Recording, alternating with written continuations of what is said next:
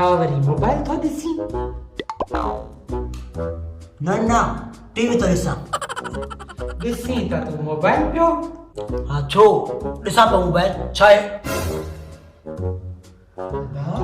नौजवान आहीं, मोबाइल घाट हला, ही अखियुनि जे सेंस खे नुक़सान ॾेई सघे थो। ख़बर थी मुंहिंजो ॾाढो 100 साल पूरो जीरो हुयो। छा हू मोबाइल हलाईंदो हो?